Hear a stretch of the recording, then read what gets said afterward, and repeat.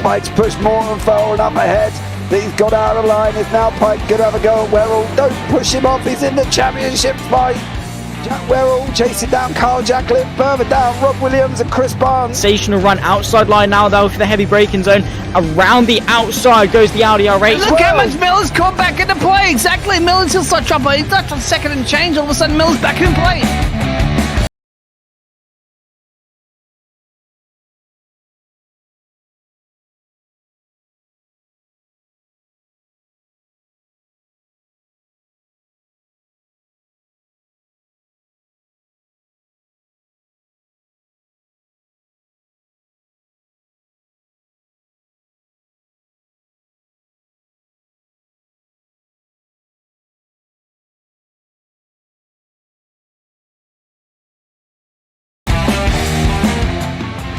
Moving on to the back end of Phil Jocelyn. So there's been a lot of movers and shakers in this first 2 laps here for race. Absolutely serious racing league. Everybody's a lot of fun. Yeah, It's all about the entertainment, so I hope everybody is enjoying themselves out there in the chat. We know that Ron is been enjoying himself watching. The Burger King machine's off into the grass a little bit there. Is that really bunching up now?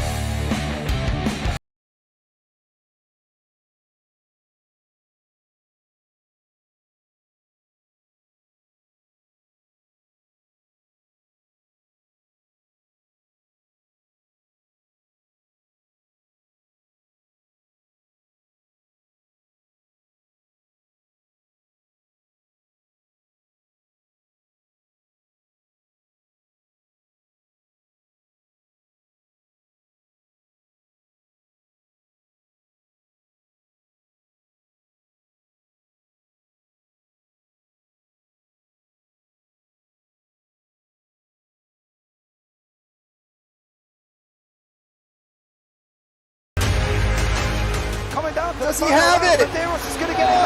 They're going to toss it. They haven't got it. He's on the outside line though, going into the fastest corner on the circuit. Surely this can't work.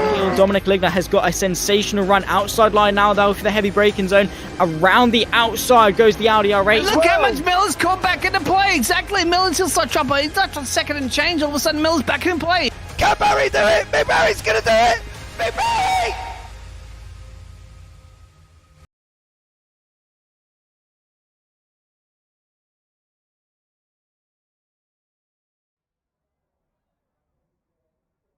Good evening, ladies and gentlemen, and we are back. We are back with a bang with the Triple Bypass Racing League. The cows come home 110 from sponsored by John the Nodge Crutchley here this evening as well, and we're at round 1. Live from Motor Speedway. I am James Parfitt. I'm going to be here with Bradley Dalton, guiding you all through the action here this evening as well. And what an interesting evening it will be. We can have a look at the schedule first off. We have got Charlotte Motor Speedway here this week. Then we go forward 7 days to Bristol Motor Speedway. Then Watkins Glen International. Car road circuit with NASCARs. No. Richmond Raceway, Darlington Raceway, and then Daytona International on February the 15th. New Hampshire Motor Speedway, then Las Vegas Motor Speedway on the 29th of February. Then we go into March for the Phoenix Motor Speedway, Nashville Super Speedway, Homestead Miami Speedway, North Wilkesboro Speedway, Kansas Motor Speedway, and we finish the season on April the 11th at Dover Motor Speedway. Don't forget, guys, if you want to get yourselves involved, you can. We've got 5 nights of racing here for the Triple Bypass Racing League. Sundays, they do Gen 4. Tuesdays, they do late models. Wednesdays, we do road racing. Thursdays is the Xfinity Series, and then Friday is more road racing. I can tell you on Friday, it's actually GT3s and GTPs or LMP1s or hypercars, whatever category you put them into. 14 race seasons, championship trophies, sessions open to 8:15 ET, qualifying at 9 ET. Guaranteed heartbreaking racing. Head over to triplebypassracing.com. It's going to be an exciting one here as well. We are just into qualifying, as we all know with qualifying in NASCAR. Not a lot generally happens in the next 3 minutes or so. So what I'll do is I'll bring Bradley into the booth. Good evening, Mr. Dalton, sir. How are you? Good evening, James. I am doing good. It's a nice Thursday night for me here at Charlotte Motor Speedway, and it's a track that I love. It's a track I know. It's a mile and a half. It's one of those quintessential NASCAR tracks, and it seems a good place for Triple Bypass to be starting their Xfinity season at. It's a good, nice mile and a half. Get all these drivers warmed up and just remind them what it is to iRace after you do a little too much eggnog over the Christmas break, a little bit too much New Year's celebration. We got to dust off the cobwebs, give them something a little easy here. As we see Sean Bradley going around here in that number 77 Duff, a mile and a half track can be deceitfully hard. Okay, one of the things I always ask anybody is, now I drove Daytona, right, on the 27th. JPB did a fun event. I got in my car, dusted off the cobwebs because I haven't driven, I don't know, for ages, and went on my way around Daytona. Now, I just kept my foot to the floor. Are they going to be keeping their foot to the floor here this evening, or are we going to see some lifting going into the turns? I think it depends on strategy. So these drivers are going to have 100% fuel. They get 3 sets of tires to make their way through these 110 laps. Or 110 miles, sorry. No, it is 110 laps. That always confuses me. No. Yeah, that always confuses me because NASCAR loves to go back and forth on that. Sometimes the number is the miles, sometimes the number is the laps. 110 laps here at Charlotte. So we might see some lift and coast from some of these guys, try to stretch the fuel, stretch the tires. But for the most part, they're going to be just keeping in the slipstream and keep it flat. It's a mile and a half speedway. No reason to lift unless you really, really want to. Right, okay, so there we go. Should be full flat there as well. Andrew, welcome in. Now listen, Andrew, I'm worried about you already. Okay, like you've come into my YouTube channel and you've stated I am more excited for this race than anything that has ever happened in my life. I'm maxing out my blood pressure monitor and my toes hurt. His toes hurt. He's not in the car. Now, I had to ask the question whether or not he was in the race, Bradley. He's not in the race. He's just a fan. Now, that is the type of fan that you want, isn't it, really? One that's at home having an almost cardiac arrest with his toes twitching all over the place. And my response was, I'll get the defib. I don't know what else to say to that. What else can you say to that, Bradley, when you got such a fan in YouTube chat? I mean, when you're a league like Triple Bypass, it brings fans around. But Andrew, my friend, Bayer Aspirin, and please call someone if that is true. I hope you're just saying it because you love the league. I hope that's genuinely not happening because I don't think a YouTube chat is where we could get help. No. Qualifying's over, James. A lot has happened in the past few minutes, though. Yeah, Andrew, if you're still with us, just type, I'm still with you guys, don't worry. We have got 28 drivers here as well, and this is the situation. Zach Roethlisberger on pole with Tyler Merritt in second. Chad Bear in third with Ben Harcum in fourth. On row 3 is Justin Bentley and John Creedler. In row 7, in row 4 is Sean Bradley and Jason Benson. In row 5, Cameron Kane and Morris Bogan. In row 6 is John Campbell and Matt Harmon. That is your first 6 rows. Then you got Brad Kress and Kyler Dewey in 13th and 14th. John Crutchley or the Nodge in 15th. Will Jester in 16th. Al Corey and Derek Catt in 17th and 18th. Keith Hanlon in 19th. Nick Sosha in 20th. Grant Parker 21st. James Lawson in 22nd. Jaden Henry in 23rd. And then you've got Anthony Speranza in 24th place. We're still going. Martz Herzog in 25th. Jason Johnson in 26th. Ward Fisher in 27th. And Ryan Murray is in 28th. 28 cars, and not all of them have been here before, guys. Some of these are brand new drivers. This is going to be exciting. You can see the cars lined up there as well. I'm just waiting, Brad, for little people to appear on the outside of the wall, and then they start running to the cars like they did in the old Le Mans days. Do you remember them days?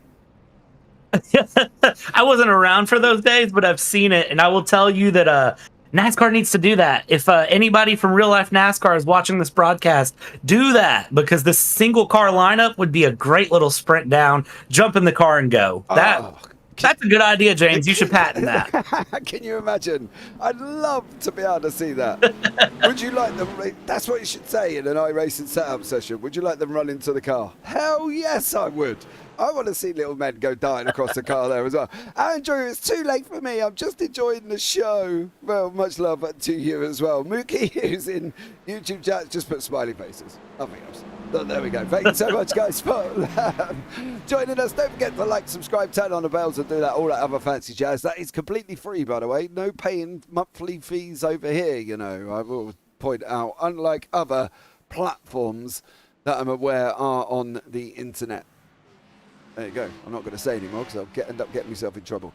It looks like Mark Herzog and Ryan Murray have not taken to the start line here, which is a little bit upsetting. I wonder why Mark has not gone on to the line. Mark's always a regular here on Triple Bypass as the pace car lights are out, so we will be going green this time around.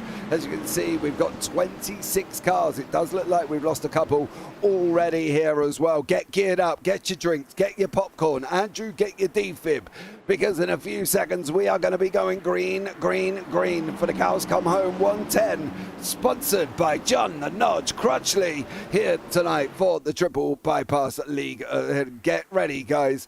You're going to see some action. How much yellow flags are we going to see? Put in chat, is it going to be plus or -5? The Barney is waving, the green flag is up, the power has dropped, and we are racing straight up the back. That Roethlisberger running that low line already here with Chad Bear and Tyler Merritt sat in for 1, 2, and 3. Merritt trying to run the outside line in the 38 Ford, of course, being squashed by Roethlisberger, who throws him a block up on the outside there. Better than an NFL outside blocker line man kind of person. I don't really know if that's true, Brad, but it sounds good. It sounds good. We'll stick with it here as we come out of one. First lap's down, James, and much like a NFL lineman blocking through, Zach Roethlisberger has blocked out that P1 position there on the high line, is going around with Ben Harkham trying to look around there in that number 78, looking through. He's going to look outside line. Can he make it stick here into 3 and 4? It looks like he may, and around the outside, new leader on lap 2. Ben Harkham, take it away. Yeah, Ben runs round the outside line there. Zach just could not get up quick enough to throw the block. Zach looked like my nan weaving a jump. And then he was out for many times across that road, trying to block both lines. Oh, we're yellow already. Oh, Jaden Henry. Oh. Jaden Henry and John Crutchley. What have you been up to, two gentlemen? Oh, it's a 3-wide sandwich. Crotch, Dodge, where you going? Ooh. Comes across his nose. Oh. 3 into 1 does not go, and that is a phrase that you don't hear a lot in NASCAR. No. Look, the interesting thing about that wasn't the fact of that actually happened. He's at the 48 in the middle. You can see the 99. The problem is, it did look like John wasn't really making the corner in general. There's a massive amounts of other internet issues going on here as well, because the poor 26 car just lost every single part of the car and wasn't directly involved with the incident, full stop, to be fair. If you have a look, Crutchley just looks like he's not turning left, so maybe that is a bit more of an illusion, Brad. But if you watch the 26, bits just come flying off him and he's not even in contact at any point, apart from there, of course, but the rest of it just comes off him. Yeah, that is one of the fun things with iRacing, and it's one of the heartbreaking things with iRacing. You get this very, very tight pack racing like you see, and then you get Jaden Henry in the mix here. A little bit of netcode can just ruin a day before it even gets going here. We're lap 4 of 110, and already we've had one big one hit. How many more before we go? YouTube chat, give me a number. I'd like to see a number from the YouTube chat. I've got a number in mind of 3, and I'm wondering if anyone else agrees with me on that. No, dude, you are going to be +5. Do you know the interesting thing about all of this, though, Brad, is they've only got one fast repair to contend with, right? So if they use that fast repair, like the likes of John Crutchley clearly has, and Jaden Henry's probably going to have to, and I think Creedler was there as well. Andrew's put 12.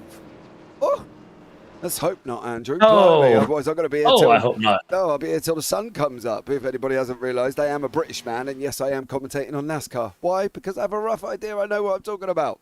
Don't panic. You're not watching Formula 1. So there we go. See, Senate SLP, good luck, Nodge 48. Win it for Lou. Well, he's just put it in the wall. So he still may win it, but he's just put it in the wall. And then Thomas Hazlitt, gonna pull for Harkham tonight. Well, okay. That's not a bad shout, I suppose. Okay, yeah. We can handle that. We can handle that. I mean, he started P4, so and he's already up in the league. He seems to have pace. We'll see. We'll see how he holds on to it as the runs go. If we get a nice long run, I have a feeling that we'll really see between Ben Harkham and Zach who has better pace. Yeah, I think for me, the reason I went for 5 is obviously for myself as well, running leagues. When you get an amount of new drivers that they have got this year, the first 2 to 3 races, they leak cautions more than a plumber trying to fix a leak in an old house. It's coming out of every hole possible. Because until them drivers get to learn to drive with the other people around them, Brad, they're not going to know. So they're not going to know who they're going to be able to go side by side with. They're not going to know how they're going to be able to contend with it all. So I think I'm expecting a good 5+ here. The pace car lights are out. I reckon by about lap 12, we're going to be on caution number 2. Yeah, you have a good point there, because one of the things with league racing is it's not necessarily, especially if you're newer to a league, all these drivers understand each other very well that have been here for a while. A lot of these names you're going to recognize if you're familiar with triple bypass. But when you get those newer drivers in, they got to kind of learn how things operate. They've got to learn clean racing with the pack. They learn the mindsets of different drivers. And you might, if you're not familiar with racing, you're to think it's just racing, just drive. It's a lot more complicated than that. And if you don't know, my best recommendation is go get in an iRacing server and see how you do, and then try to jump in a league. It's a whole nother ball game. There's a reason I'm in the booth and I'm not on the track. I'll leave it there. Hey, that's the only reason I did one event, and that's the first time I've driven in probably a whole year. You know what I mean? I did one event, and it was a left turn at Daytona. That, don't get me wrong, though. I will say I started 3 laps down, finished on a lead lap, and still managed 10th place, so I'm happy about that. But here we go once more. We're going to be kicking off. We've got Harkham, we've got Roethlisberger, we've got Merritt, we've got Bear, we've got Creedler and Crutchley in the pits already. And obviously not ticked their fast repairs. They've been in there for about 4 minutes ruling currently at this moment in time.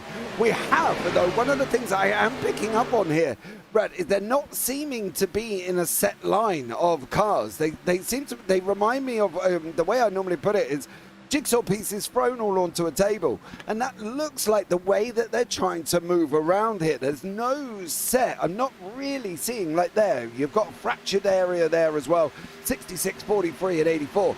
Nobody's in a line, nobody's in a draft line, nobody's in a bumping line. They're just literally spread out across the track, and I don't know if that's going to work on such a high speed track. I don't think it'll stay like that for long. I think the big thing is, as you watch these drivers go through, pay attention to them here, because they'll start to settle down, especially in the front of the pack. Once they get tired of seeing these cautions cycle over and over, they'll settle it down there in the midfield, and they'll keep things going. We're watching Ben Harkham here, leading another lap, bringing us into lap 10, and behind him, he's got some hungry drivers behind him there that are getting real antsy. They're trying to take it 3 wide, and just nobody wants to hold on to it, and eventually they'll settle down. But saying a iRacing Xfinity driver is going to settle down is the equivalent to saying Wile E. Coyote is going to settle down. It doesn't happen. Yeah, I fully agree. I think the thing is, they've got to try and get some form of unity sorted out here. You can see them, at certain points. Coming into one is a great example. When they come into one, you can see they're very spread. They're very not lining. We can get 2 lines around here. You can get 3 lines around it. You've just got to get into that groove and into that situation. And they're just not doing it. They're a little bit more uniform than what they were over the first few laps, and they probably should be by the time they get around the rest of the track here. But I think anybody at the moment, you've got to be looking now for all the likes of the people that are down from 10th onwards. So Jason Benson, he's got to be looking at trying to move forward. You've only got, what have we got now, 99 laps to go. We've knocked off 11 already. They're going quite quick here, Brad. It's going to be a difficult one for certain people if they don't start moving their way forward. Yeah, and when you're a NASCAR driver, you find that balance and that patience of how comfortable are you just sitting back. Like, if you're Jason Benson, you kind of might want to sit back early on, but at some point you need to step on the gas and move it forward. Ooh, Derek Cat, hold on to it, keep it high there. And good racecraft being shown there from Derek Katz, saving that car, not causing a caution, holding on to it. You almost had your lap 12 caution there, but holds on to it. It's not the end yet, though, buddy. It's not the end. I'm going to count my chickens. It's going to come down here somewhere. I can feel it. Maybe I just might need to go taller. I don't know. But I think at the end of the day, I'm hoping, though, that now they have kind of got into a little bit of a rhythm. It's really weird with any racing, especially in the first round. Everybody's a little bit edgy. Everybody's a little bit nervous. The likes of Anthony Speranza, who's new into the service here as well. Ward Fisher is another one, and James Johnson. They've got to get them nerves settled down. They've got to realize, okay, I'm here. I want to be here. So I'm going to go out and have some fun and enjoy it. What you don't want to do is be the likes of John Creedler, who's not long been out of the pits either. John Crutchley's not been out of the pits. Jaden Henry, who was all involved in that first lap incident, is only just coming out the pits again, mind you. He's already a few laps down. He's only done, 7 laps. The leaders were on 13. He's already 6 laps down before he goes anywhere. They've got to settle the nerves, Brad. They've got to settle the nerves early on. Here's the thing. We're settling in round 1 of a 14-round season. You don't need to prove yourself on the first round. Nope. Now, I'm saying that. Now, watch Sean Bradley here against Ben Harcum, because he is going to prove himself early on. That 77's got some good pace, and he's been starting to catch up to Harcum over and over the past couple of laps, running just a little bit faster, a couple hundreds faster every lap. But a couple hundreds counts, and now he's got him right there in the rear side, riding on board here. You can see the banking of Charlotte, and you can see he's trying to work that slight offline against Harcum. Sean Bradley is a very, very skilled driver and is going to try to send it at some point and just try to creep up the inside and catch Harcum off guard. It's a matter of when can he do it, though. When can he make that pass? And it's going to probably be right here down the run on the backstretch. Watch this here, James. Yeah, he's got to go to that inside line. You've got to go to the inside line. They enter now onto that 24 degrees banking here as well, straight up at 24 degrees, and they come plummeting down to 6 degrees of banking. They lose 18 degrees within a short space, a period of time. Now they're on the back stretch. Now they're back up onto the 24s. Then they've got to go back down to the 6. It's all things they've got to think about. If you haven't driven NASCARs, as Brad said, go and jump into a session. It's not all about just turning left. I did that when I first started iRacing. I was like, oh yeah, I'm going to go and do this, and I want to go and do ovals. Man, I sucked. I was absolutely terrible. I'd burnt my tyres up by lap 3, Brad, and I was getting lapped by probably about lap 5. Yeah, there's a lot more to NASCAR than just turning left, and I love explaining that to people. I love explaining to people everything that goes into racing NASCAR, thinking about the fuel, thinking about the RPMs, thinking about the banking, thinking about where you need to position your car, slipstream, passing, drafting, side drafting. It all comes together. And when you see it at the end, you get things like John Campbell here in that Krispy Kreme 117, who is putting some good pressure there on that number 30 ahead and keeping Kyle Dewey very, very honest. And I believe up at the front, Sean Bradley has gotten past Ben Harcum finally. It's taken him long enough, but he's not uncontested yet. He's still got Ben Harcum there for company. They're 2 by 2, the first 4 drivers. Yeah, Roethlisberger and Bentley also as well. I like this situation. I love this situation. It might encourage the likes of Merritt, Bear, Cameron, Kane, Harmon, Benson to all start getting into this 2v2 formation here as well, because I think that's probably going to be one of the fastest ways. And as I say that, they break off once more. We're now back in. Pick a line, Zach. Zach's going to not decide who's going to be his favourite horse at the front. Is he going to pick Harcum? Is he going to pick Bradley? He's got to use the one that's given the most benefits for me at the moment. As we normally would say, Brad, anybody running around the inside is obviously got to take the shortest route. That's just common sense.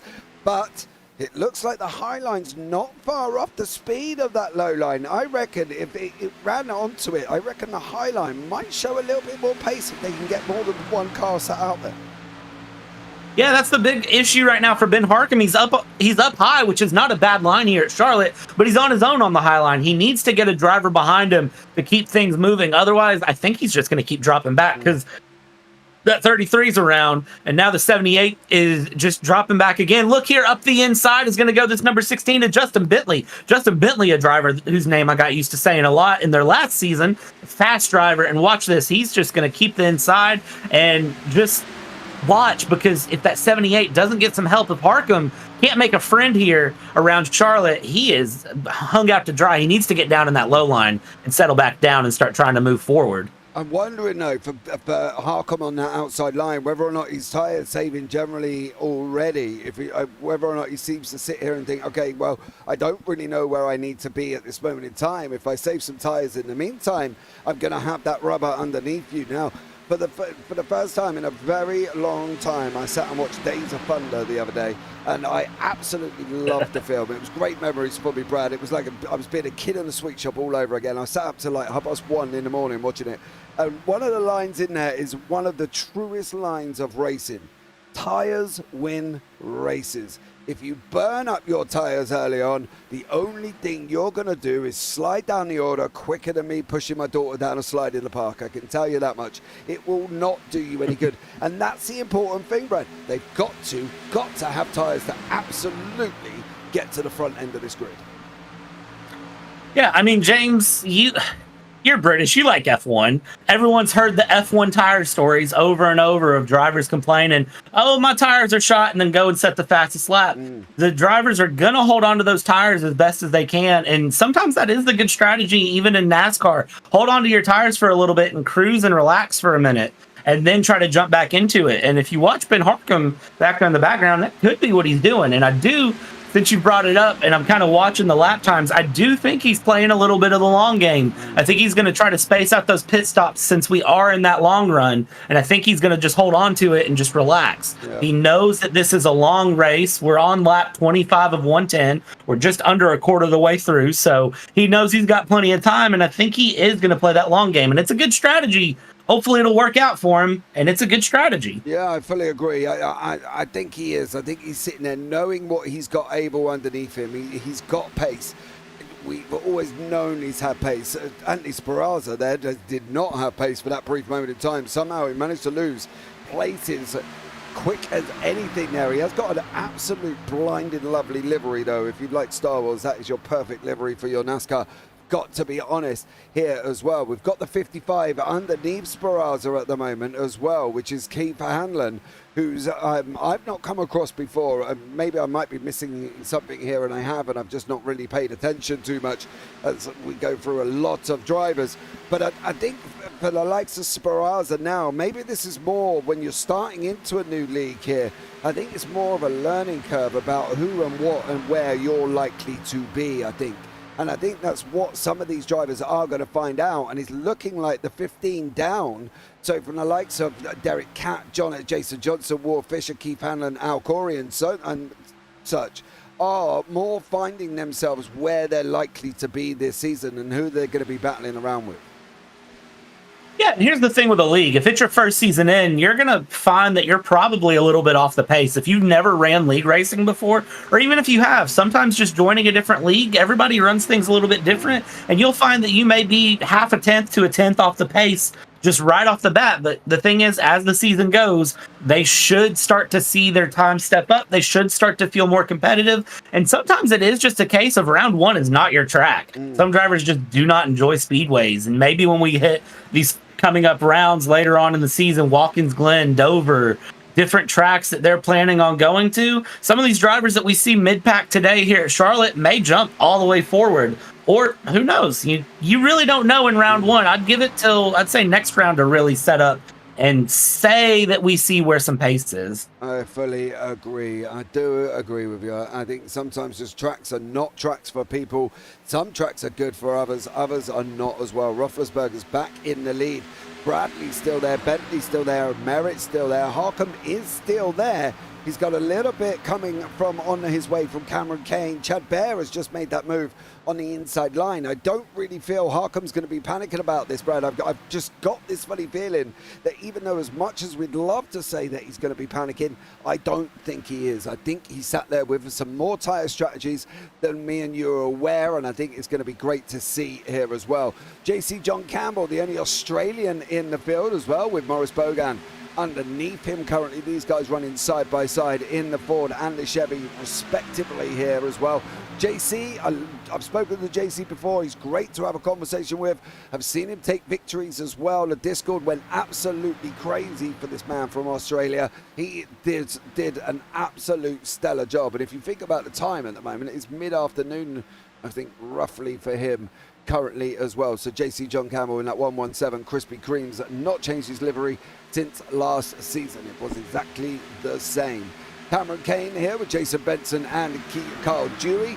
Again, some new names involved in this as well. Brad Kress, Kyle Dewey again.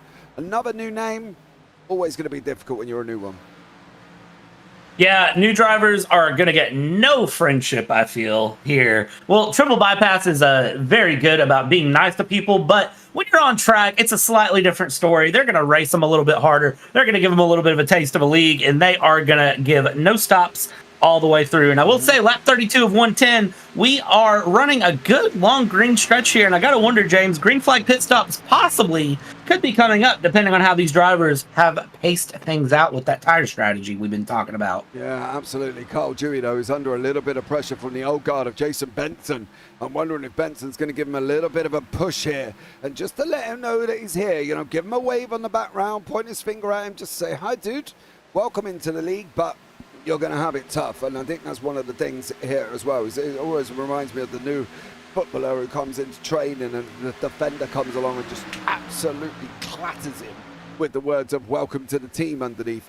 Derek Catt, Will Jester, Jason Johnson and Sparada's dropped well back here. I'm wondering if this is a man that has literally spent up his tyres here as well. I'm not one of these things, Brad, as well. I can mention the fact that he's under on that 1K I rating. To be honest, I don't really care much for I rating. Some people don't do officials, so therefore their I rating doesn't change, but it doesn't mean that they're not going to have the pace. So although Sparada's is only 926, could just be the fact he's on a learning curve, learning mission as well. Race one, got to be able to just learn what you're doing. And I think Thomas Hazlitt, yep, you have to learn who you can race hard with and who you can't. And I fully agree with that statement.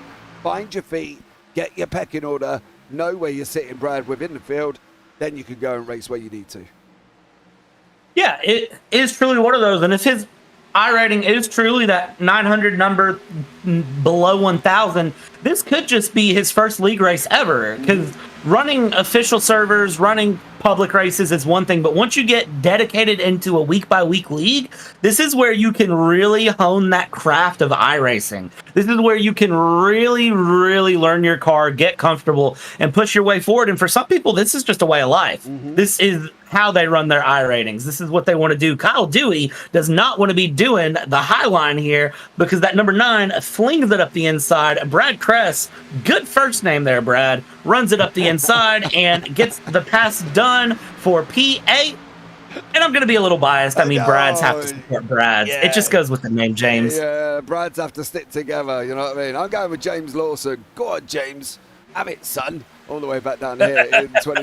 Hey, we've got to stick together, Brad. We've got to stick together. There ain't many of us, I'll tell you that much as well. Jason Benson still mixing it up in the 42 there as well. Bogan right behind him. Cameron Kane in the mix in that number 37.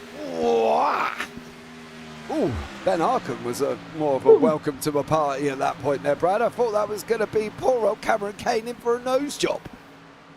Man, these drivers are getting real antsy. I'll tell you what, that second caution, I can kind of taste it. I feel it in the air. I taste it. It's coming.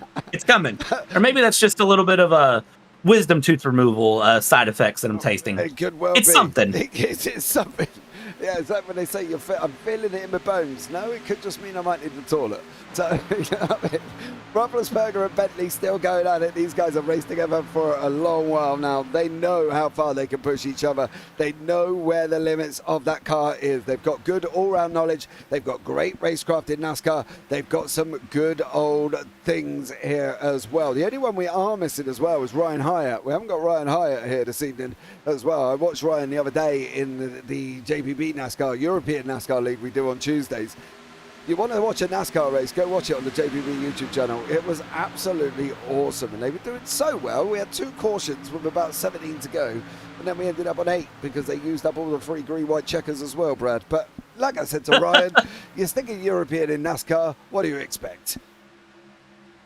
Yeah, European NASCAR is fun, though. I do know that NASCAR does have some European series that they run, and it seems to be picking up speed there, just in the same way that F1 is kind of picking up that U.S. market. And it's something I've enjoyed seeing, and I would like to see more NASCAR stuff go through. It's a lot of fun. It is something that I think everyone enjoys. It's just a different feel of racing. Yeah, I think that's the thing. It is a different feel of racing, and I think overall the problem is obviously in the UK and stuff like that, we don't have many ovals. You know what I mean? Like, we've only got Euro NASCAR, they've called it as well, with the NASCAR Wheel Euro series. But if you listen to the tracks, none of them are ovals apart from Venray Oval in in the Netherlands. That's the only oval on the whole calendar. You've got Valencia Speedway, Valunga, which is a racetrack, Brands Hatch, which is a racetrack, Moist, which is a racetrack, Oschersleben, which is a racetrack, Zolder, a racetrack. There's only one oval. I don't want to have to travel to the Netherlands to go and watch an oval. You know what I mean? It's just too far. Again, James, it sounds like another market that we can capitalize on. We should build an oval just outside of London. Yes, and they had one, didn't they? Rockingham Motor Speedway they had as well in the UK, and they had that speedway. Now, if I can remember rightly, it didn't go off as much as they were hoping it to, so it didn't actually go off that much. So it was a set up in Northamptonshire in England in the United Kingdom, right? And this is one of the things that made me laugh. It was an oval, but it was literally a flat out pear-shaped oval, and I don't mean that in a physical way. Google Rockingham Motor Speedway in the UK, you will physically see when you look at the oval, it is literally pear-shaped. The oval opened in 2001. It closed in 2018 as well. And it's such a shame, because I think I would have now, at this point, that circuit would have been doing rather well hosting some European NASCAR races. That would have been amazing, like the football stadiums hold the NFL. Oh, the things that could have been. The things that could have been. Shoulda, woulda, And coulda. this has been your history lesson featuring James and Brad. Hey, while they're driving around the track and 45 laps have gone and we've got 110 to do here, well, not to do, complete altogether. We've still got, I'm trying to do quick maths, Brad, here, 55 left. You've got to have a little bit of a knowledge of what you're talking about, otherwise things like at home are going to get bored, isn't they? Let's be real. So there we go. That is true. I think we are going to be on for green flags here. Green flag pit stops as well. I've got a funny feeling they're coming, Brad. I don't really feel that 46 to 55, maybe that's where the area might mark before they... Oh! Oh, Justin Bentley, you are a brave man behind the wheel of an Xfinity car. Oh, James. Poor old James Lawson, literally. I think he would have had brown pants as much as anybody else in that front pack would have had there as well. Bentley did not hold back going up on that inside line, did he? He was pushing as much as possible and literally wanted to stay with Roethlisberger that badly. He didn't even give Lawson a nudge to say hurry up. He's in the wall. Both of them are in the wall. Your leaders, the leaders are in the wall. Oh my God, half the field's in the wall. Nodge is in there again. Oh, John my gosh. Crutchley. Oh, John Crutchley, I hope you didn't use your fast repair, sir. Otherwise, you are in the terminology of absolutely knackered about now. Oh, what happened there? I think it went off up front, didn't it? Yeah, he had help. Roethlisberger helping Justin Bentley around. Look at this. I think he tried to slide up ahead. He tried to shut the door and it wasn't there to be shut. I think you're... Oh my gosh. You're being nice there, Brad. He did come across him. He just buried him in, and then he just comes back on, and that is it. Nodge went back to the pits. How did you not see this? You had an age to react to this, Mr. Crutchley. How did you not see that? So there they all are, spinning. Go low, go low. There's an apron there. Down, John, down. He down. How did Yeah, what he end up happens getting here? Yeah, how did he end up getting involved? Now go right. John, go right. Oh, he He just just doesn't. didn't go right. Oh, Notch. No. Oh, dude. Oh, Oh, oh, buddy. Crutchley. Let's have a chat. I tell you what we'll do as well, because we love John Crutchley that much. We'll bring him into the booth, have a discussion with him, and say, John, how are you after that massive impact? Not too good. I've already had to use my fast repair, and I had to tow in. I don't know how much repairs I have to do, but I'm gonna try to stick with it. So I'm still in there. How you guys doing? It's good talking to you. Yeah, it's good talking to you too. I haven't spoken for a while, man. Did you have a nice Christmas and New Year? I did.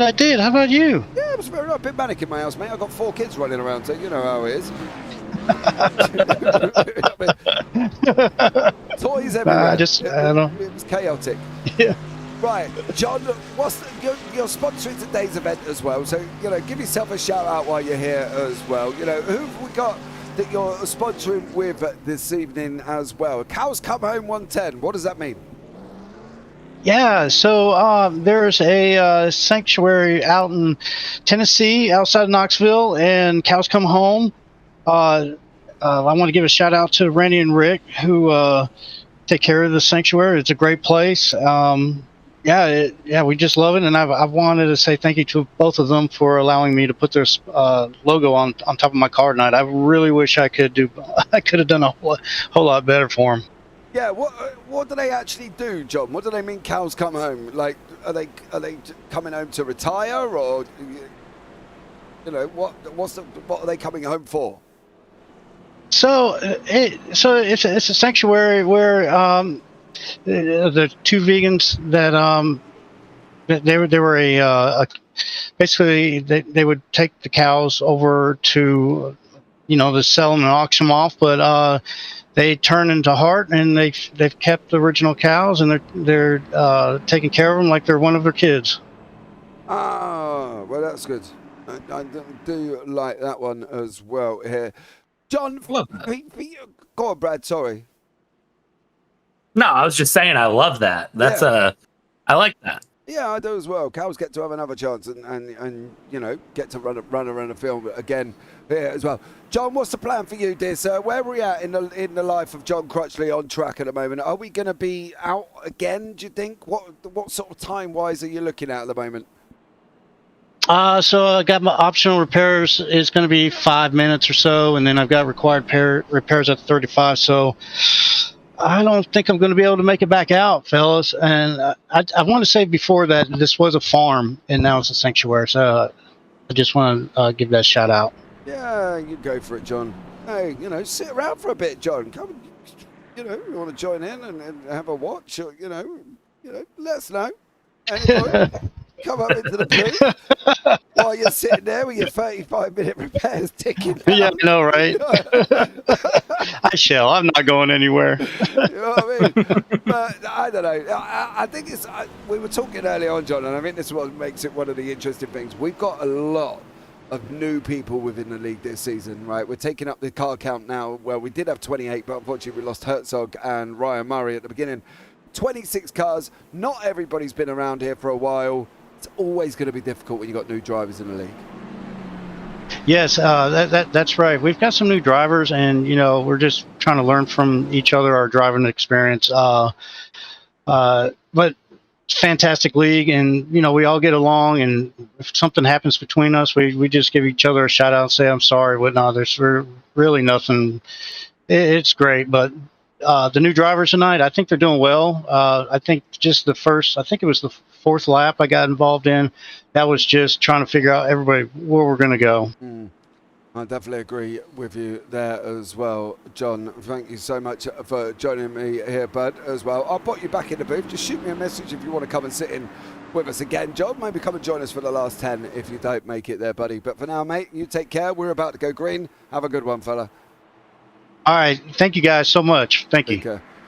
Right, here we go. We're going to be back under starters orders again. He's now peeled in. The pace car lights are out. Chad Bear, Tyler Merritt, Sean Bradley, Brad Cress has leading us away. Chad's already gone. He's decided he doesn't want to wait around anymore. He has picked up the green flag from Barney. He's gone and done an absolute bunk and run away with it here as well. Tyler Merritt, once again, stuck out on that outside line here, Brad, as well. We've talked about the outside line. He hasn't got any friends. Now he slots into the line. Now he changes once more. He's moving a lot here to try and get past Brad, because they don't want to let Chad trying to get away as such, do they, Brad, this early on into this second restart?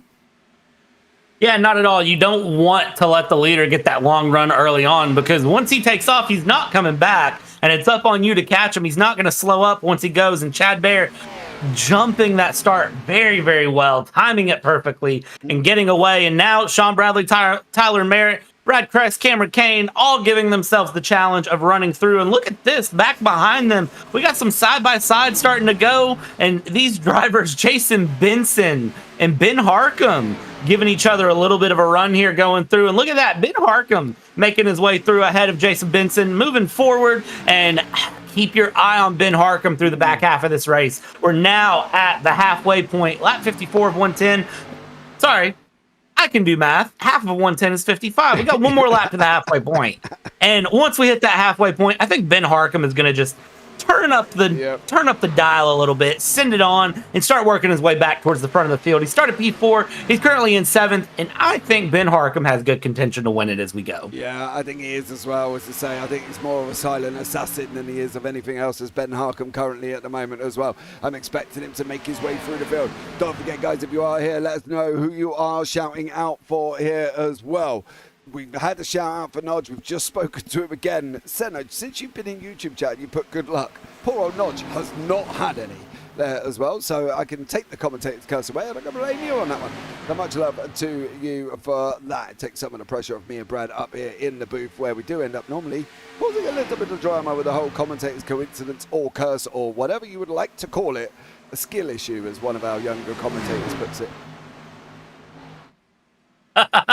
A skill issue. That is perfect. I'll tell you what's not a skill issue here. Ben Harcum, look at him. I told you to watch him. He was going to work his way forward. He's already worked his way back up into P3 around that high line that he makes work so well, but didn't seem to work for him at the end of that long run. And before we so politely commentators coincidenced in a caution with the leaders, Ben Harcum was starting to slide back, but look at this. He's back in P3. James, I think he's going to keep pushing his way forward. Will we see him back in the lead before lap 70, or do we think he's going to settle in a little bit here?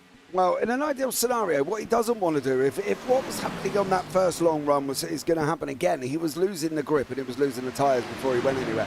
And I think that's the problem. We put it down to we think he was tyre saving to the max here was Harcum, but neither of us are entirely sure, right? We didn't have a chat. Whoa! Oh! No. My mother told me you never bump drive somebody going into a corner, Master Morris Bogan, because that is what nearly happens, Brad. Woo! That was scary. Kudos to the car control, to all the drivers there. I don't know if you saw in the background, but that 037 of Cameron Kane was about 15 degrees sideways trying to hold on to it. So kudos to him for keeping that going. But yeah, no, your mother taught you very well at a young age, Mr. James. And I'm glad to know that your mother learned correct racing etiquette. You do not bump draft in the middle of a corner. And that is precisely why, as we've learned. But Ben Harcum still holding on there and still being very competitive up front, even though I'm pretty sure I saw his rear bumper go flying there. Yeah, I think it's one of the things you learn. Bump drafting now is fine. Leave him about 50 yards away from the corner, let him run the corner on his own, then get back up onto him on that back straightaway.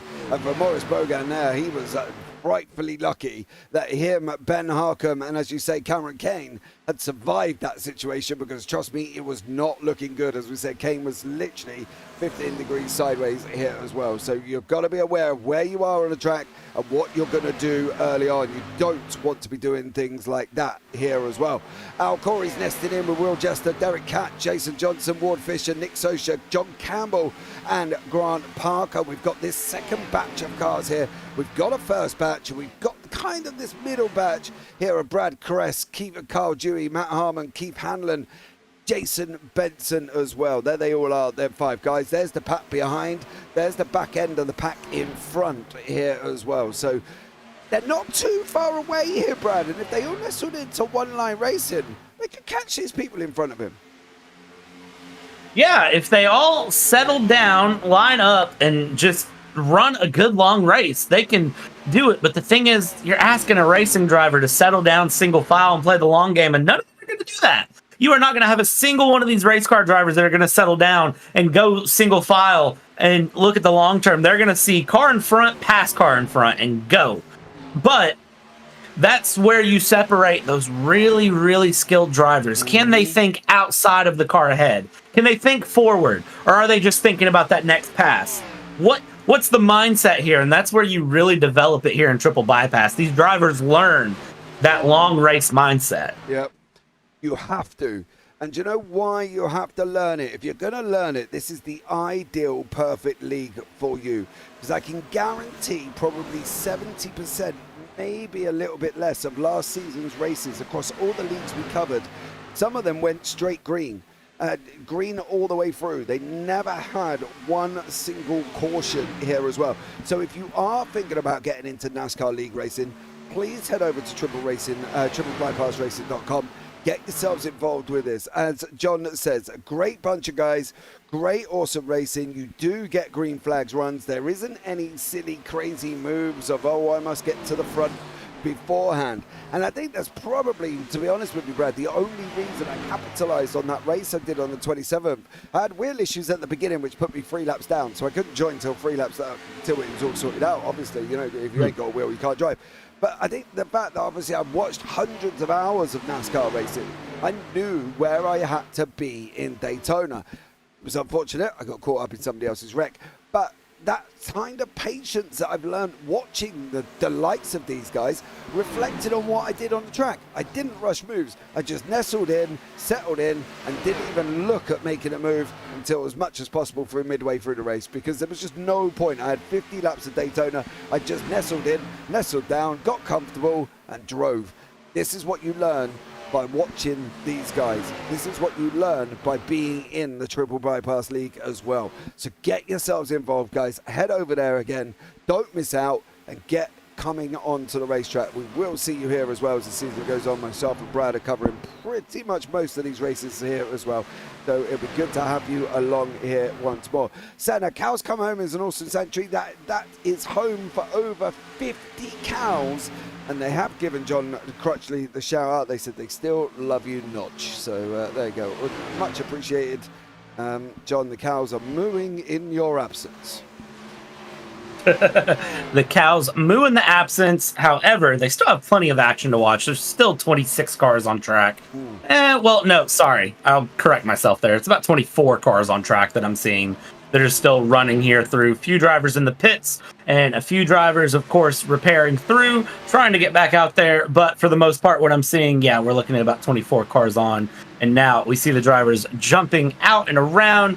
I love the look of Charlotte. Just if you get that overhead blimp shot and you watch these cars go around, it's so much fun. That's one of those classic coming back from commercial breaks shots. You get that and you just see the cars coming around. It's classic. It's NASCAR classic. This is the track that is, of course, home to a Coca-Cola 600 mile race. I love it. Hands down, favorite NASCAR race that I watch. 600 miles. How many laps is that? For God blimey. Oh, it's got to be 300, isn't it? Was it 1.5 miles, 2 miles? Yep. Yeah, so it's got to be at least 600 miles, isn't it? That they're going to do it. They got 1.5 miles. So, oh, geez whiz, James, don't try and do maths. It's 3 o'clock in the morning. Give over, son. Get a calculator out here as well. But I think now we're looking at, we've lost some drivers. We've still got others, which is great, but some of them have unfortunately dissipated here as well. It accumulates to 400 laps, by the way, as my calculator just apparently told me. But the likes of Cameron Kane is still here. Ben Harcom's still going around. We did say he's on a game. We think there is a strategy coming out of Ben Harcom. To be honest, we're not entirely sure what it is, but we believe there is a strategy coming out from Ben Harcom, and I wouldn't be surprised to see him at the top of that leaderboard. 2.5 seconds back is Al Corey with Derek Catt Behind that is leading the next group of cars of Ward Fisher, Jason Johnson, Nick Sosha, Will Jester, JC John Campbell. Oh, somebody on the wall in the background. Oh, it's got to be. Kudos to everyone for staying out of that. That was Jaden Henry. I was waiting for that. And I believe Jaden Henry 6 laps down, so this is just unfortunate for him. Yeah, he lost out, didn't he? He was involved in that one at the beginning where bits of his car just randomly started flying off here. So I think it was here that he may have run up. Yeah, I'm wondering. Oh, no, somebody come off the wall. Look, and there he was, checked up. Oh. Boom. Unfortunately for Jaden Henry there. And then he puts him into the wall again. And then unfortunately for Mr. Henry, he's just full on the brake, trying to stop that car.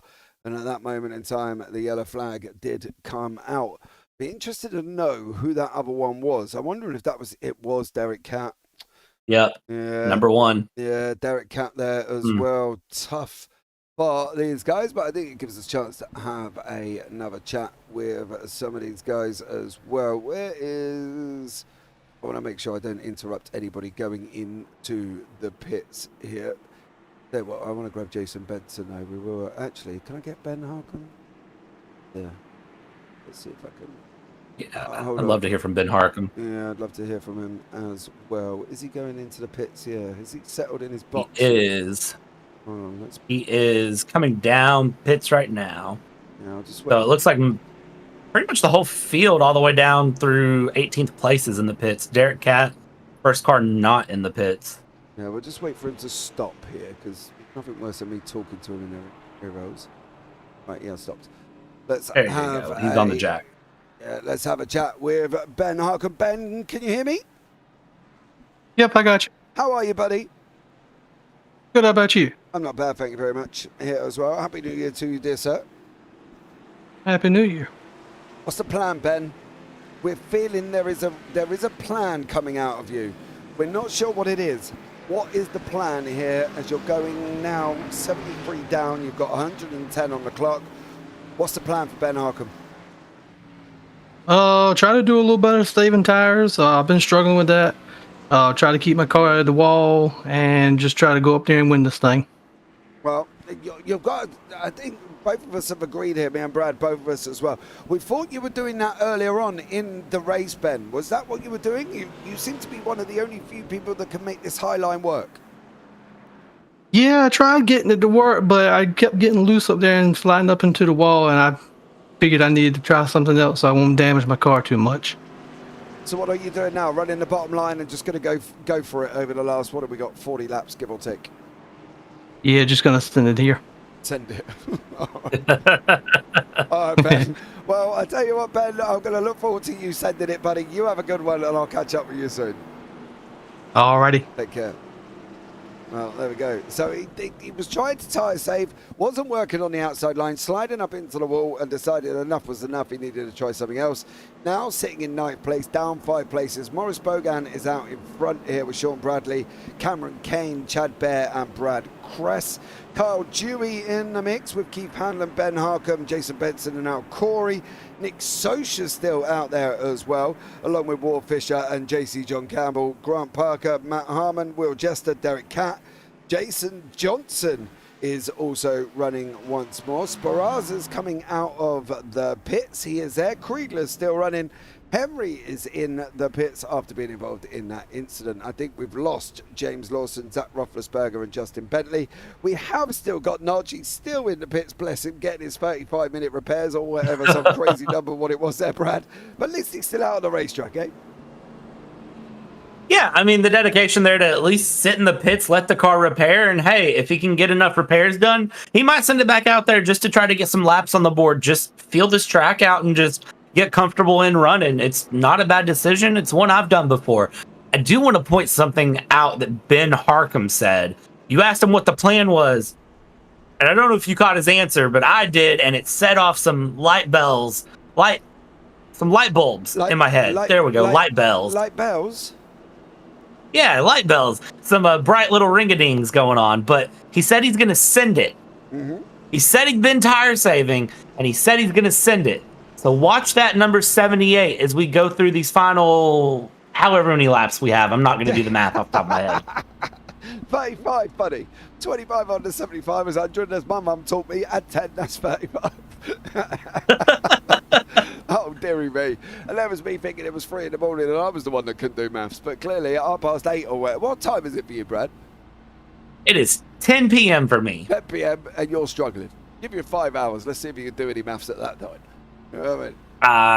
If I'm awake in 5 hours, we got a problem. I might be rewatching this broadcast if I'm awake in 5 hours. Yeah, definitely. Well, it's worth it as well. If you do want to watch some NASCAR, go and watch the Europeans JPB NASCAR Super Series that was running the other day. They were at Daytona. Go and check them out. There is an absolute awesome moment in that race where two drivers... all I can say is it made me laugh for a very long period of time. So go and watch it back. It was absolutely amazing. Matt Perezzini, get him. Get it done, Ben. So that's in shout for Ben Arkham, who's sitting in 9th at the moment. Matt, I've been speaking to Ryan Hyatt this week, quite a lot actually. Ryan's been helping me out with the NASCAR stuff. Let's get this up away and then I'll carry on that story here as well. Morris Bogan on the front. He's leaving it very, very late here. He's into that restart zone. He has already bolted as well. Sean Bradley, Chad Bear, Cameron Kane and Carl Dewey. Brad Crest in the mix, Tyler Merrick, Keith Hanlon, and Ben Harcum is still there. This would be the time for me now, Brad. 2 lines all the way around the circuit. Yeah, the drivers are going to have to really start pushing. Here's the thing, we're at the end, and one of the things that my mama taught me is that cautions breed cautions, especially when you're on the back quarter of a nice, hard NASCAR race. You get that number 77, Sean Bradley, around the outside here of Morris Bogan, trying to hold on here, and he can't. And look at that new leader, Sean Bradley, by the time we hit the start-finish line. But watch the drivers because they know we're getting towards the end of this race. Somebody's going to get antsy, somebody's going to push it, and somebody's going to spin it. Absolutely. This is the time now where you Oh, what is that? Ooh, hold on. That was a rotten camera angle. As well as we're looking at the suspension working hard. I wonder, actually, to be fair, look at the way it is moving. That's the thing. It's not a smooth circuit, right? And that's the problem.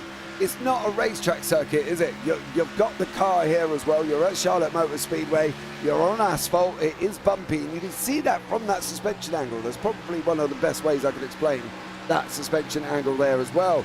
So for them, Brad, they've got all of these things to deal with. You know, the bumps, the lumps, all of this happening, as well as trying to turn left, as well as trying to keep their foot to the floor, manage tyres, manage fuel, and avoid the traffic in front. What more could you ask for? And women turn around and say, men can't multitask. Please, run a NASCAR race. We can do it all. Oh, that's a good one, James. Whew. One more thing I can ask for to this.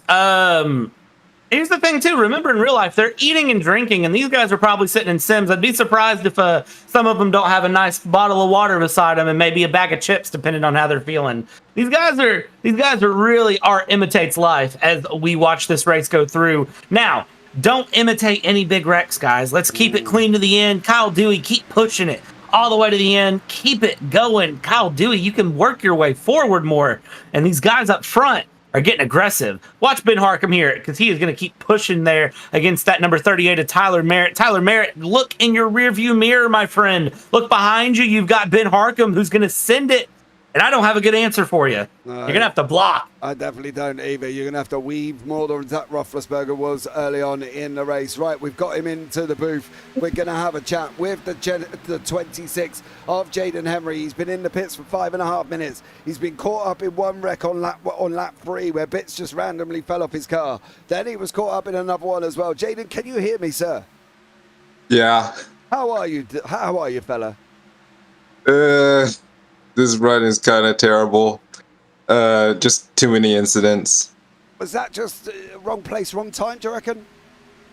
Yeah, I'd say that's what happened, like both of those wrecks. And then I blew my engine like right after the first wreck, so I kind of had to go on pit road, and then I got black flag, so that put me like multiple laps down. Right, and where are you at the moment? How long's your repairs for, Jaden? You've been in the pit 6 minutes already. I had like 5 minutes of optional, but like 30 seconds of required. 30 seconds or 30 minutes? 30 seconds. Oh, okay. So we're going to see you back out on track? Yeah, I'm about to go back out right now. All right, bud. Well, we'll let you get on there as well. Jaden, thank you so much for joining us there, buddy. Enjoy the rest of the race, mate. You can't look on the bright side. The only way is up. And as my mother taught me, it can't get much worse than it is already. And don't bump draft someone in the turns. Yeah, don't path jump somebody because it goes all wrong. My mama taught me that as well. Right, buddy. Have a good one, Jaden, and we'll catch up with you soon, mate.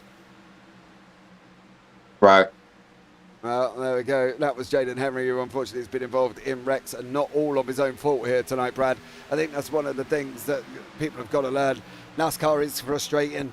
You do end up caught up in things, and it's been a tough one here as well. So there we go. Carl Dewey, Brad Crest, Keith Hanlon, Cameron Kane, where's the boy? Ben Harkham here as well. Matt Perezzini. James, what has Hayat been telling you? Well, he did tell me all about a new nickname, Matt. But then he did message me saying, James, don't call him that because he's not overly happy about his new nickname. So I'm not going to call you that. You can't leave us on that note, James. Come on now. Right. Listen here, Matt. Whatever happened, it was Ryan who told me to call you this. Right? So this is it. Call him Matt P. Diddy Perezzini, apparently. That's what he said, Matt. I'm sorry, I love you, really. Deep down. Promise. But yeah, Matt P. Diddy Perezzini as well. No, do you know the thing is, he didn't tell me what it's in relation to either, Brad. He just said this is his new nickname. So I don't know what it's in relation to either. Who knows? Let's get back to the racing. Last 25 to go here, Brad. You know, it's probably better we don't know that nickname story. It might just keep us out of a little bit of trouble. But as we watch here, Ben Harkham is one that I'd like to know a nickname for because he is absolutely flying forward here and chasing down Tyler Merritt yet again. I think he's hit a little bit of a cliff with his tires here as I've been watching him kind of go lap after lap. He was running forward and really moving his way up, and now he's settled down in fourth place where he started. I'm trying to see if he'll move forward anymore. Tyler Merritt, of course, started second, currently in third. Morris Bogan is having a good race. Started P10, currently P2, and of course, Sean Bradley up in the lead, started seventh place. So these top four guys all have a lot to play for still as we're 24 to go here. And Sean Bradley is just cruising ahead here. About a half-second lead on Morris Bogan. And it doesn't look like a lot, but a half second, especially around Charlotte, can be a big gap of time. But I will tell you, lap times, as I watch them on the timing board, the fastest out of our top four, it's Ben Harkham. Yeah, absolutely. We've got nice little tidy things going on down here. JC, Carl Dewey, Jason Benson, and Sosha with Grant Parker. They've been literally in towards each other. There's been a lot of swaps of position amongst this little group here as well. But for me, the only way that these guys would ever be able to get up to the likes of Chad Bear, who's up at the road, and Cameron Kane, who's up the road as well, they've got to be mixing it in. They've got to one-line these cars and basically just run. Literally go together, line up and go together. You've got 22 to go. You need to be into that position. Ben Harkham is now coming under pressure from Chad Baird, though, mind you. Is this the cliff that Ben was talking about earlier on, though, Brad, where he said about his tyres going off? Are we seeing already, considering he pitted on lap 72, and we're not far away from the end of the race? I think we're coming up to lap 90 at the moment. Is this the cliff that Ben was talking about? It does look like it, and I think if you're Ben Harkham, your fingers are crossed for just a random caution to be thrown right now because he needs a fresh set of rubber if he wants to try to move his way forward. I think he's hit that plateau of what he can do with pushing his tires with pace, and now it's a matter of, has he overextended? Has he pushed his tires too much, too early, too fast, and not gotten enough out of it? But look ahead here, because Sean Bradley has a mirror full of Morris Bogan and Tyler Merritt behind him. Those guys are getting antsy. This might be the caution Ben Harkham wants, or it could be a nice little swap for position. Watch that 38 as he puts some pressure here. Tyler Merritt, Sean Bradley running each other side by side. Can he get the high line around 3 and get this pass done? It's not hard to ask for, but watch them as they go. What can Bradley do to defend? Sean, come on, put that 77 up on the high line. You need to block this, and I don't think he can. And as we come around start-finish line, new leader Tyler Merritt going on, 19 to go here. Yeah, a little bit of a sniff eye as well. I'd say he's in front, but he's got his little bit of a nose there as well. Ben got the wall about 6 laps ago, lightly damaged the cars, so that's why Ben Harkham there as well. Matt Perezzini, little crew chief, out our little roving pit lane reporter is Matt, finding out all about it here as well. Another one that does look like he could do with probably a caution about now is Sean Bradley. He looks like he's slipping off the field, but Tyler Merritt seems to have managed what he's got at the moment. He put in on lap 72 along with pretty much most of the field here as well, Brad.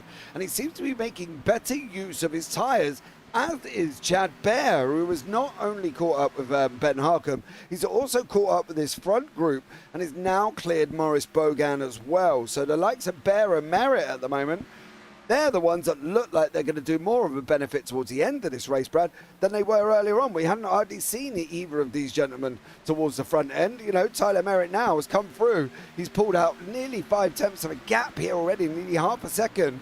I don't think it's going to be long before Chad Bear sets after him here as well. So it could be a Merritt-Bear battle towards the end. Yeah, it could just be that slight difference in strategy. All these guys pit at the same time, that last caution flag, lap 72.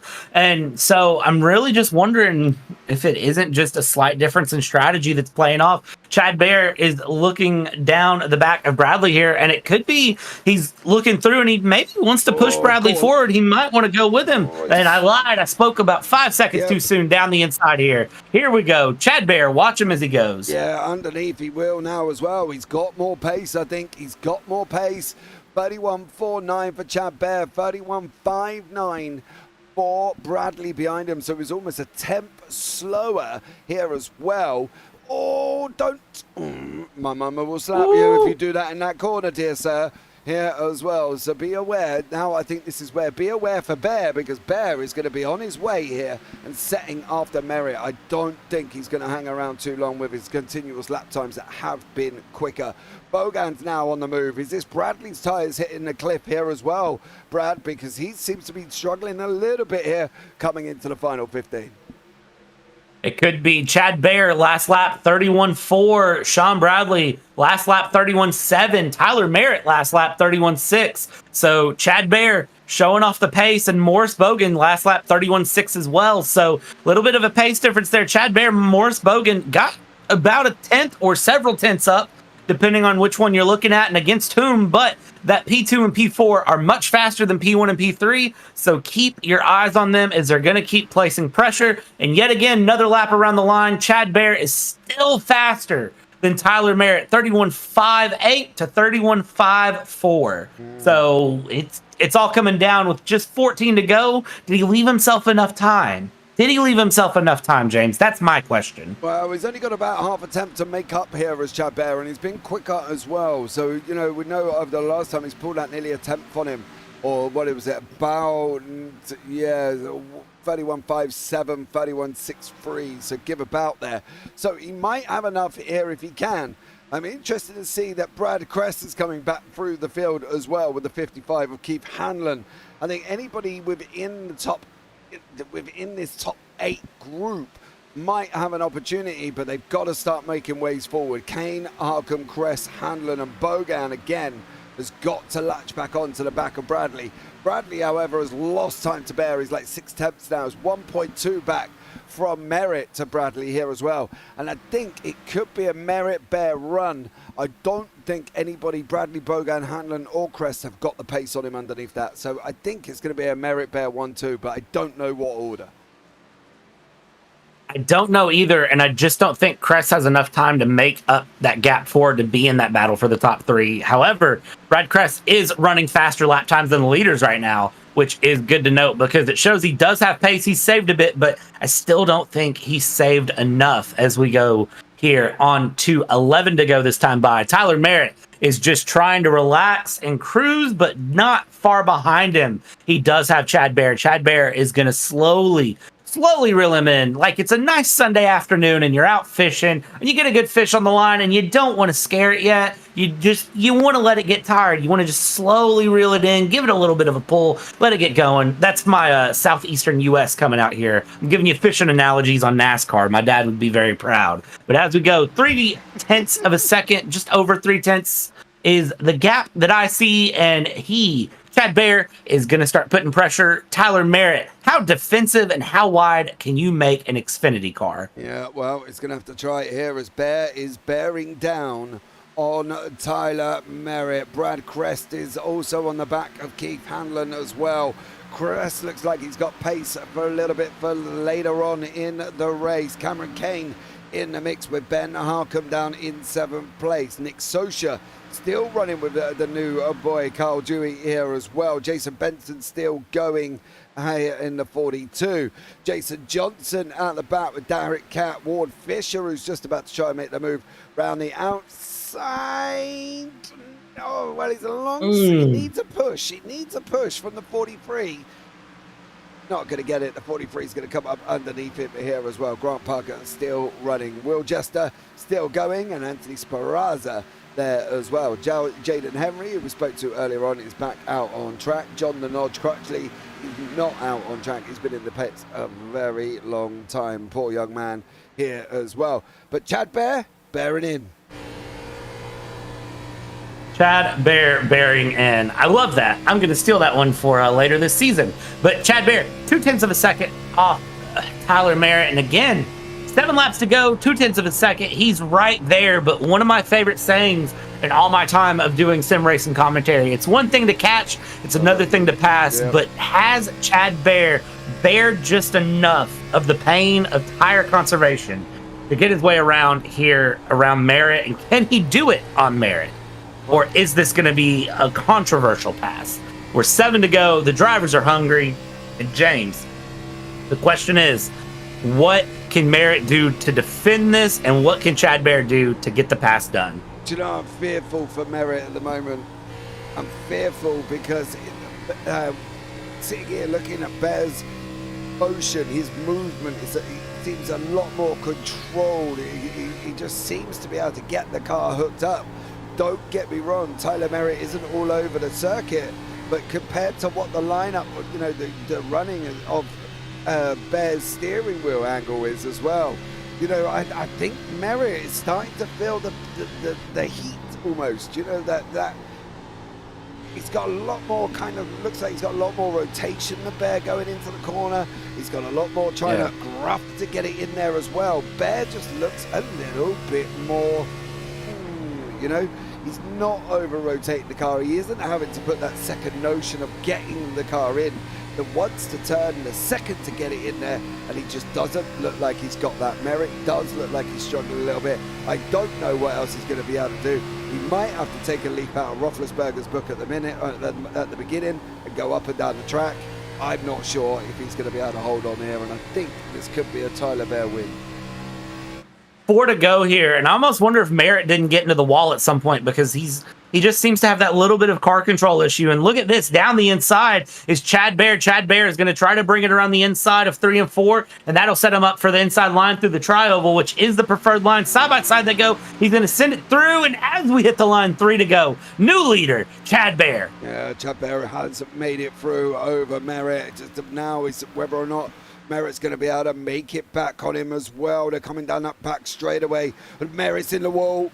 Merritt is in the wall. He tapped the wall coming out of 2 and now going into 3. What has that done to his car? How much more steering has he had to put in here from Tyler Merritt? And whether or not he's got complete control. He's in the wall again. Whatever he's done, he's damaged it there as well. And I think this is Chad Bear with 2 to go.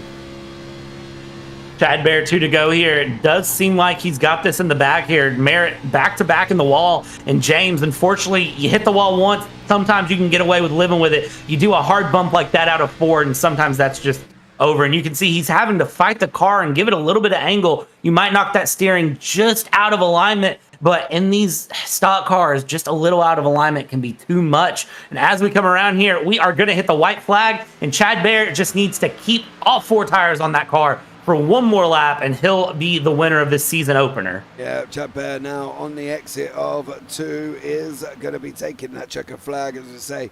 Just needs to keep it on track. He's going to have no issues here as well. He's got a straight run. He's not going to catch the back marker of John Creedler. He is literally going to be able to make it straight to the line. It'll be great here for him once more, the unofficial results, but it is Chaz Bear takes the opening of the Xfinity. Cows Come Home 110 here as well, sponsored by John Nodge Crutchley, and Chad Bear has wrapped it up here as well. So well done to him. Great job there as well.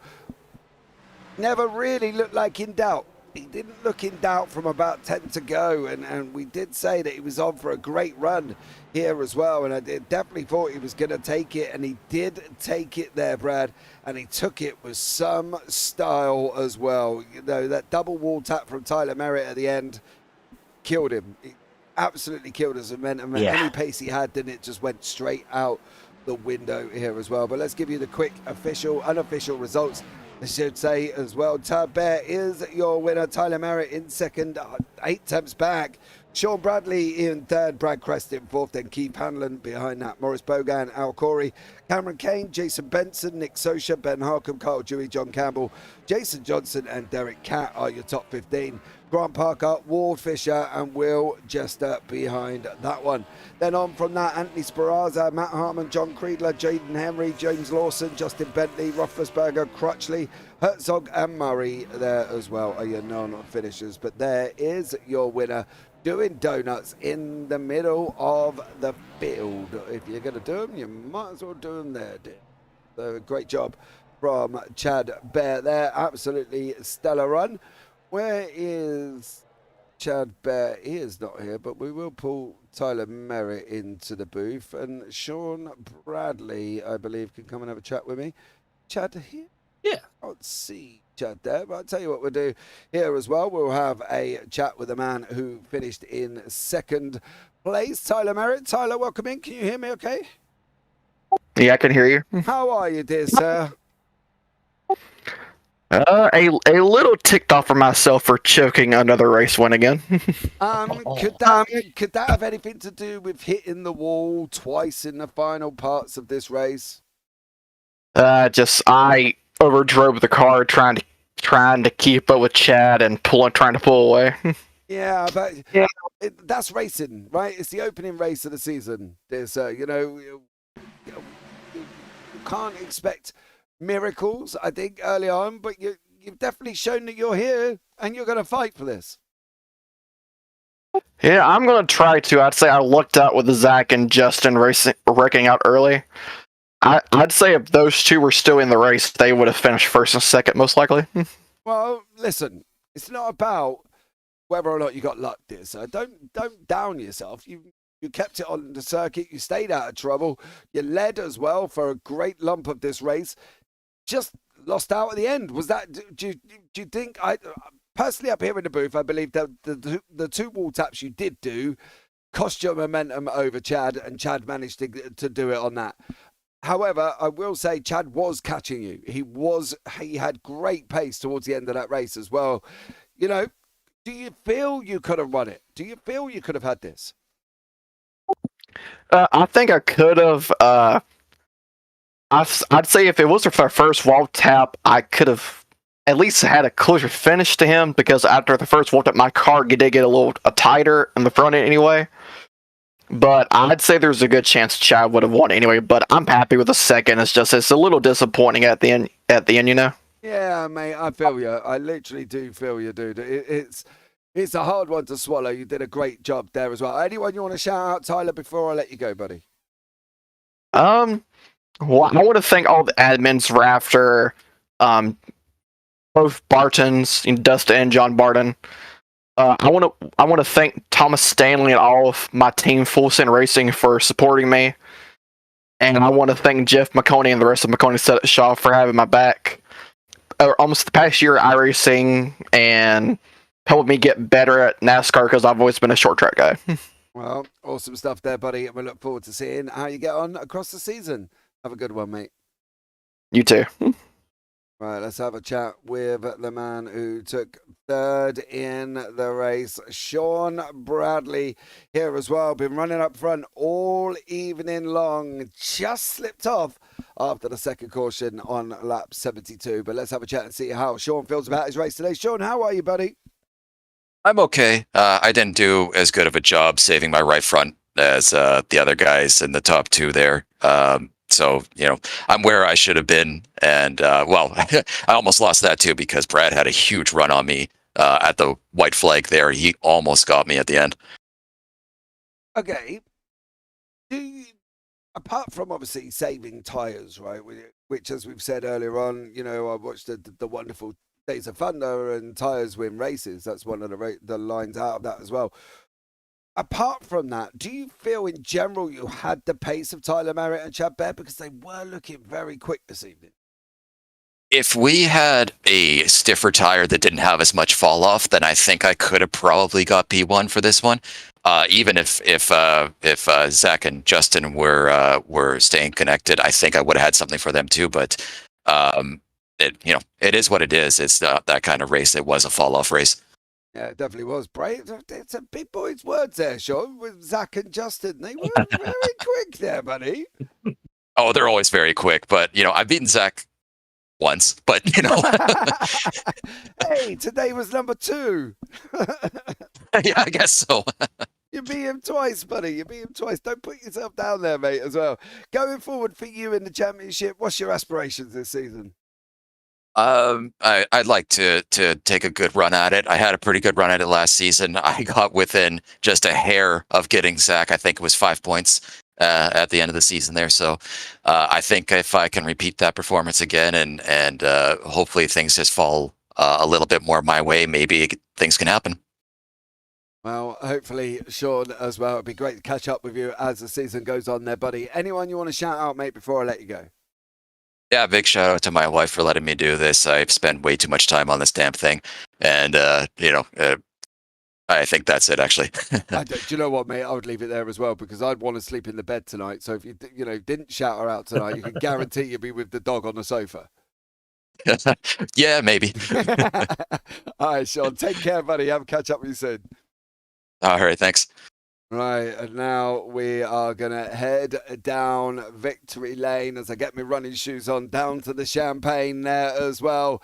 Bring the man into the booth who come bearing down on Tyler Merritt. The pressure was that much, he made Tyler hit the wall twice. He bared down, he bared through, he went straight through. Chad Baird, welcome in, buddy. How are you? I'm good, man. Thank you very much. Yeah, that was intense at the end of it. I didn't think I was going to get him until he got the wall a couple of times. He kind of opened the door and I had to step through. Hey, you're going to leave the door open, son. You're always going to get burgled. And if he'd left the door open because he hit a wall, mate, you come down there and robbed him. But you did it well, dude. And the thing is, you were catching him over the last 10. You were closing in and you were quicker from the last 10 there, Chad. So to be fair to you, I think even if he hadn't hit the wall, I still think you would have got the jump on Tyler Merritt. Yeah, it was going to be close. I think when he hit the wall, he probably damaged his car and made it a little easier for me. But I think we would have got side by side. But it's so that you wear the right front out so bad right there. It was going to be hard to complete the pass, like on the bottom. Like if he didn't hit the wall those couple of times and probably have damage. I guess he did. I don't know. But yeah, anyway, that was a good race. I just tried to take it easy at the start of those runs and have a little bit for the end. I seemed to have the edge on them, just trying not to go all out at the start of those runs. So it worked out in the end. Rare occurrence in my league racing experience. What, working out for you mean? Right, yeah, rare occurrence for that to work out for me, yes. Oh, dude, at the end of the day, as I said earlier on to Tyler, Tyler said it would have been tough to take the win if Zach and Justin had stayed in the race and all of this sort of stuff. But it's not about, I think this is one of the things that people forget about NASCAR. It's not where you are at the beginning, it's where you are at the end. And I think everybody can be proud of where they are, and especially yourself. Don't go away thinking I lucked into it because them two didn't finish. You deserved it. You stayed on the track, you won the race, and you pounced on him and you were closing him down. It was like a lion stalking the gazelle. You were doing it. You did a great job. I appreciate that. Yeah, Zach and his buddy there, Bentley, when they wrecked, I mean, I was right on them. And when they wrecked, I don't know how close it was. I know it was really close, like from the driver's seat. But yeah, I knew when they went out, like the door was really open then for someone unusual to win one. So yeah, it was exciting too. I hate to win a race by someone wrecking, but I didn't hate to see them go out like that. No, I bet you had a smile on your face, Mr. Bear, didn't you? Yeah, that was a little bit of good luck would go a long way, man. Yeah, exactly. You definitely, put your lucky pants on this morning there, buddy. I can tell you that much. But look, overall, Chad, you deserve the win, mate. You did an absolutely stellar job. You closed in on him on the last 10. You absolutely deserve to be where you are in that victory lane, spraying that champagne everywhere. Anyone you want to give a shout out to before I let you go? Yeah, first off, no champagne for me. Little glass of Jim Beam. That's got a shout out to the sponsor. That would do. But no, I'd like to thank my good friend Brad Chris for painting me that sweet ride. Like, he nailed that car. Like, it's beautiful, beautiful car. But no, that's it. Just thank Al and everybody who puts this triple bypass stuff on. Like, it's super good bunch of guys to race with. They're always clean and respectful, and man, I just had a ball out there. Thanks for putting the broadcast on too, man. I can't wait to go back and watch it. Chad, do you have a wife? And do you have what? Do you have a wife? No, not me. No, do you have a girlfriend? No, I lead the single life right now, man. God damn, you've literally just made about 30 people in this league unhappy. Oh, you're the only man who don't have to come in and thank the wife or girlfriend for letting you drive there, buds. But well done to you, mate. It's been a pleasure having a chat with you. See how you get on as the season goes, buddy. But for now, mate, take care. All right, man. Thank you very much. Damn, Brad. Single life, no girlfriend, no wife, and he just potters around and jumps on the sim whenever he likes. Oh, that must be the way to do. I wish I could say I lead the same life, but I do not. So, no. Wow, that might be the first time I've seen a driver in this league get on and not say, yeah, I need to thank the wife, thank the girlfriend, thank that special someone for letting me do this crazy thing on a Thursday night. Yeah, no, normally I'm here going, and the wife. Boy, don't forget the wife. Because otherwise, I do find you end up sleeping on the side. I do thank my wife as well, to be fair, because she lets me do this crazy broadcast commentary stuff that I do on a daily basis here as well. But Brad, overall, not a bad opening start to the evening for this league at all. Round one at Charlotte. It's going to be an interesting season, I think, and I think there's one that people can sit back and really get behind. I'm not looking forward to Watkins Glen. I've got to be honest. I don't know what it is. A bugbear of mine of a road circuit. NASCAR's on a road circuit. It just doesn't work. It's like eating peanut butter and Marmite or Vegemite or whatever it is. It doesn't go together. I think that's your British coming out, because I will say that Watkins Glen is one of the few road courses that NASCAR does do well on. You try to take them any other road course, it's not as great, but Watkins Glen is a good road course for the cars. But we'll agree to disagree there, James. I will tell you, I think the race I'm excited for is that February 15th Daytona International Speedway race. Because I think that one is going to set up just perfectly, because it is right there, right when Daytona is happening in real life. And it's just, there's going to be so much Daytona action, but these triple bypass guys, they do it different, and their races are always so good. So that race I'm looking forward to. Yeah, I am surprised though, staring at that calendar. I'm not actually seeing Dega on that calendar. I would have. You know what? Yeah, me too. Who do we talk to about that?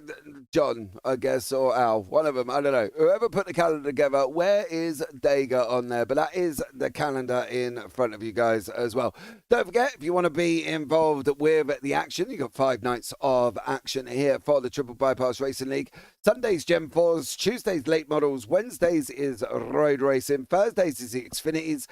Friday is the GT3 GTPs. We are covering that tomorrow night. So if you want to come along for that one, same time as this evening for the GT3s and GTPs, myself and Brad will be here once more giving you some road racing action. Head over to triplebypassracing.com. Don't forget as well, guys, of our sponsor this evening, Cows Come Home here at Farm Sanctuary. It is a sanctuary for cows. I believe that Cena said they had 50 cows there at the moment as well. Please go and check them out. I'm sure they do an absolutely amazing job and probably do rely on donations, as most sanctuaries do as well. So if you've got any spare change, dig it up from down the back end of the sofa, chuck it in the pot and give them some love. I'm sure they do an absolutely great job there. And the final shout out of the evening is today's race sponsor, number 48, John the Nodge Crutchley here as well. Much love for him for bringing us on board for this one. Well, guys, that's going to wrap it out for tonight. I'm going to head to bed. It's 20 to 4 in the morning for me. But I've been James Parfitt. I've been alongside Bradley Dalton this evening. And for now, guys, as always, take care. Have a great week. And you never know, we might see you on the track sometime. Good night.